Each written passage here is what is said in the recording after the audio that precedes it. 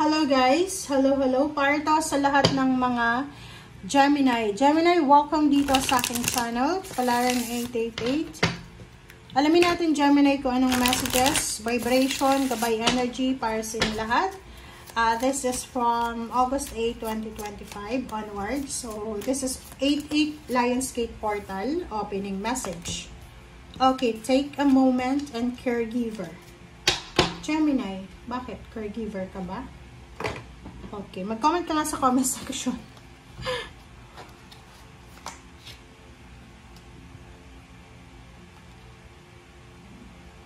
Wow. Okay. Mag-comment nga kayo guys sa comment section. Meron ditong, etong caregiver card na to. Ito yung Gemini na, halimbawa na, inalagaan mo yung magulang mo, yung lolo mo na, na pumunta na sa spiritual world. Diba yung parang ikaw yung naging caregiver nila? Sinasabi ng baraha dito na lahat daw ng ginawa mo na sacrifices ay posibleng ibalik sa'yo ng mga taong yun na inalagaan mo before they died. Diba? Bago matapos yung buhay nila. Take moment. Stop. Ano man tong ginagawa mo siya ngayon, sinasabi ng barahan na huwag kang masyadong mabilis kumilos, Gemini. Stop daw. Pause. Stop. Postpone.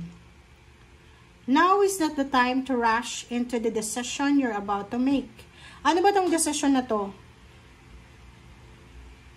Bago ka daw gumawa or mag-decide, gumawa ng action, take a moment to pause and quiet your mind so that you can ask your soul for guidance before you act or move forward. Maybe you're planning to settle down sa Philippines. Like for example, gusto mong mag-for good na kung OFW ka. Gusto mong magbenta ng bahay na pinundar mo. Bumili ng sasakyan. Ano ba? Take a moment to pause. Okay? Quiet your mind. Literal guys, 'di ba? Pag may mga kailangan tayong pagdesisyonan sa buhay, huwag tayong magmadali. Matulog, magpahinga, kumain ng tama, 'di ba? Take vitamins.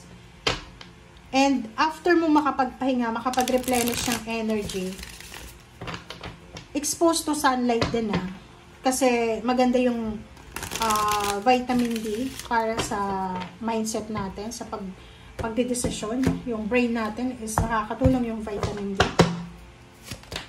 Okay. Zero the Fool. Wow. Ang ganda. Gemini. Ang galing naman. Sa ilalim mo. 9 of Wands. Alright, Gemini. Sa nakikita ko sa'yo dito, pareho yung energy mo sa Aquarius. Yung parang, ang dami-dami mong plano sa buhay. Marami kang gustong gawin, subukan. Yun, di ba? Yung parang, eto yung gusto kong subukan. Gusto kong mag-business, gusto kong mag-travel, gusto kong lumipat ng company, gusto kong lumipat ng bahay, parang ganon. Ng country. Sinasabi ng baraha sa'yo dito na, pause, reflect, quiet your mind. Diba? Huwag masyadong mabilis. Okay? So, maybe this is business. Parang gusto mong mag-create ng business. Pwedeng gusto mong mag-launch ng isang business na hindi mo masyadong alam, pasukin. So, you need to think carefully. Huwag masyadong magpadalos-dalos. Next is wedding. May iba sa inyo, Gemini, na parang gustong magpakasal na, mag-asawa na. Or maybe, gusto mo makipag-collaborate, mag-invest sa isang negosyo. Gusto mong magpatayo ng bahay. Mag-iingat ka. Huwag kang masyadong magmamadali. Okay, this one, mabilis din na information, communication. Maybe, makakatanggap ka ng 2 job offers. Or maybe, nasa crossroad ka ngayon Like, gusto mo etong gawin. So, parang gusto mong pagsabay-sabayin. Like, halimbawa, maraming nag-o-offer sa'yo ng trabaho. Maraming companies yung interesado sa'yo. Pero ikaw, marami ka naman na gustong gawin, pero hindi doon sa companies na yon na gusto ang kunin as an empleyado. So, nakikita ko sir dito na you need to be wise. Maging wise ka. Kasi dito, may nakikita ko sa inyo na isang Gemini na empleyado siya. Pagod na siya sa ginagawa niya. Yung parang routine niya, everyday niyang ginagawa, napapagod na siya eh. Yung parang feeling niya, tumanda na lang siya, nagkaedad na lang siya na naandyan. Especially yung mga Gemini, kung seaman ka, or OFW, di ba? Yung parang nagsimula kang mag-abroad, ilang taon, 22 years old, 21, and ngayon nasa below 50 or 60 ka na. Yung lumaki yung mga anak mo, okay, na-provide mo yung financial nila na pangailangan, pero hindi mo nakita kung paano sila lumaki. Yung parang ganun. And ngayon, maybe pagod ka na. Yung gusto mo nang mag-stay sa bahay, ma-enjoy yung buhay, parang ganun. Please comment down below guys if you are resonated dyan. Kasi parang ganun yung energy mo eh. Yung like for example, OFW ka, nakapag-ipon ka ng konti. And sasabihin mo, kailangan mong magpahinga. Pwede naman magpahinga, di ba? Pero mag-isip ka muna. Okay? Hindi mo dapat i-give up yung opportunity na meron ka sa ngayon because of comfort. Pero depende naman yan sa atin eh. Sa iyo mismo. Diba? Oh. Ang isa din na pwedeng mangyari is mag-iingat ka, Gemini, sa mga gulo. Away, gulo, kompetisyon. Dito kasi sa business, itong business na gusto mong i-launch, ay marami kang kakompetensya dito. Yung parang mahirap siya, na like for example, siya yung patok ngayon, siya yung uso, siya yung nagtitrend. Gusto mong mag-live selling, parang ganon, or kung ano man tong business, sinasabi ng bara, mag-iingat ka.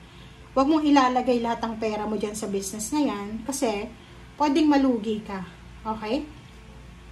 Isang good news, isang napakagandang balita, ang posibleng darating sa'yo na pwedeng magdala sa'yo ng peace of mind. Nakikita ko sir dito na yun na nga, nasa crossroad ka.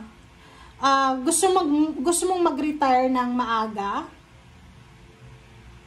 kasi gusto mong magpahinga. Gusto mong ma-enjoy yung parang pagpapahinga. Maybe pagod ka na talaga eh. Iba kasi yung buhay sa ibang bansa guys kumpara sa Pilipinas. Sa ibang bansa, trabaho talaga siya. Okay? Trabaho talaga eh. Alam mo, lalo sa Europa. Okay? Maraming bansa na akong natirahan sa Europa. Okay? And yung mga tao, yung parang ano, lalo ako, Asian ako, nung first time ko sa France, sa Germany, sa Italy, yung parang pag naglalakad sila, ako ang lit-lit ko eh, di ba ang tatangkad nila? Pag naglalakad ako, nakikita ko sila, parang ang bilis. Tapos hindi sila yung tulad sa atin na tumitingin sa left and right na kailangan makita si ganito. Naghahanap tayo ng faces eh. Sa kanila hindi eh. And like for example yung pa yung nakikita ko sa metro, 'di ba? Sa metro eh. Lalo sa ano, pero maraming magnanakaw sa metro. 'Yun. Italy. Sa Italy, ganun. Maganda din sa Italy, pero mas maganda sa Germany, yung sa train nila. So, once na pumasok ka sa train, especially yung train talaga na, especially yung pang-umaga, makikita mo yung mga tao sobrang tahimik. Di ba sa atin, sa MRT, LRT, pagpasok sobrang ingay, may mga music, nagsisigawan, may ganun-ganun. Sa Europa, walang ganun. Tahimik talaga sila. Especially sa Japan. Japan talaga yung grabe, nakakahiya. Yung paghalimbawa na maglalakad ka, halimbawa, 'di ba, yung nakaupo ka. Tapos yung mga kasama mo diyan sa train, yung iba diyan nakatutok lang sa cellphone nila. Yung iba nakatingin sa mga papeles na binabasa nila. Yung iba nakapikit. Tapos yung parang gusto mong kumain ng chips. Yung pagbukas ng ganon, gaganon ka, mahihiya ka.